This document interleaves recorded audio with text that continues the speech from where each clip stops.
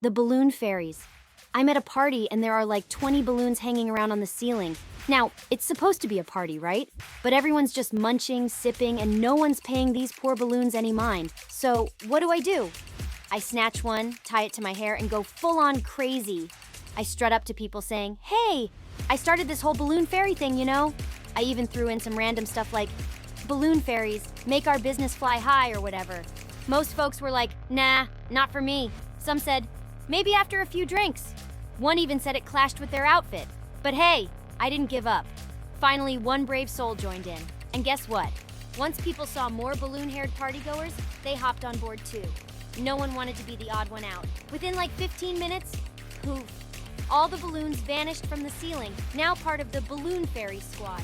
And people started asking, "Are you still handing out balloons?" "It's cool. I want to be a balloon fairy too." One guy even thought there were prizes for us. So I unintentionally created a balloon crisis. But since I'd turned it into a sort of social experiment, I thought, why not have some fun?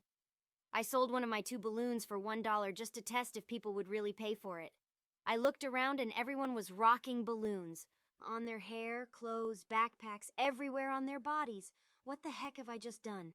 And that got me thinking, is this the secret sauce to running a company and making a brand that everyone wants to be Faye part is a of? social mastermind. Icebreakers are great, especially for technical folks who may feel a little awkward at events like this.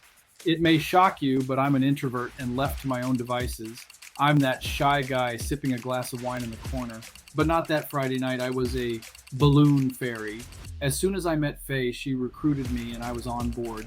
Wearing a hoodie, I naturally tied my green balloon onto my hood string. I flew around the room getting folks talking about the balloons and embellishing the original story as I went along. It was so much fun. This particular AI startup has some of the best events, primarily because their technology is so cool that it attracts a super eclectic and intellectual crowd, which can be fun. But the last time I attended their after conference party, I found myself in a coffee shop in North Beach at some ungodly hour. So on this night, I gave myself a self-imposed Cinderella curfew of 9 p.m. to leave. Didn't want to turn into a pumpkin. As I left, I saw that the party had spilled out onto the street of a very crowded Mission District on a Friday night. There were hipsters, techies, seniors, couples, homeless, police, street drummers, Hispanic music, and even a fully dressed mariachi band walking down the street. I love the Mission. Sure, I could have jumped on Mooney, but I had recently been approved for cruise, and after a couple of autonomous rides, I think this might be my new rideshare service of choice. For those who have not yet ridden in one, there is an initial disorientation reaction of anticipated doom. You stare at the empty driver's seat. It's like that feeling you get when you get to the top of the roller coaster and you think, oh crap, I'm going to die. So I pulled out the cruise app, and 5 minutes later, the autonomous car arrived. No driver. There was a sudden pause in the crowd as the whirl of the car stopped, and I opened the door. My friends cheer and wish me a good night, and I'm off safe and sound, or so I thought.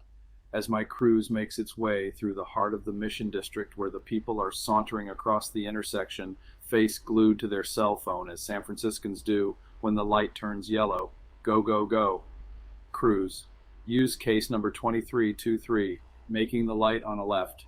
There is one car ahead of you. It's turning left as well, and the light turns yellow. In my case, the other car clears the intersection, but the light turns red. Suddenly, and without explanation, the cruise stops dead in the middle of the intersection. Holy crap, I am going to die. On a Friday night, in the Mission. Help! Cars are honking their horns in all directions, and people on the street are staring, pointing, and jeering. Great, I'm the broken down cruise on a busy street. I can't wait to see how social media pans this story. Then, a voice comes from the front of the car. It must have been coming from the cruise central control center, as I don't think those generative AI chatbots have gotten that good yet. She politely asked with urgency, "Hello, are you okay? Are you injured?" I screamed, "No, I'm not injured, but I'm not okay. The car stopped in the middle of a busy intersection. Help!" With a calm and reassuring tone and incredible diction, she assured me that I would be safely taken out of the intersection. Maybe she was a chatbot after all, because there ain't a call center on any continent that could have handled that so well. The car pulled over onto Mission Street and parked out of the flow of traffic. Okay, now that was definitely artificial intelligence, because I have rarely seen that in SF. Usually folks just pop their four-ways flashers on and block the street. So a minute later, the lady or chatbot comes back on and asks, Excuse me, sir, would you happen to have a balloon with you? Huh? Why on earth would an autonomous car want a balloon? And then it hits me. The green balloon. I am a balloon fairy.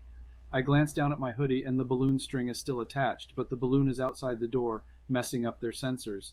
I sheepishly respond. Ah, yes, I just came from a party. I'm a balloon fairy. I help businesses in SF fly high. Ignoring these pertinent details, as a bot should, I guess, she politely asked that I keep my balloon in the vehicle. I opened the door, pulled in my balloon, and I was safely on our way home in the age of AI transportation. When the app requested a review, I dove right in to provide a dissertation on the impacts that false positives will have on the user experience in business. This is not a rare edge case. For the future, they need to add cruise use case number 45111, balloon interference. A mother in Bernal Heights taking her children home from a birthday party in No Valley with balloons. So the next time you ride in an autonomous car, you can thank the balloon fairies who risk their lives so that your future AI travel is safe.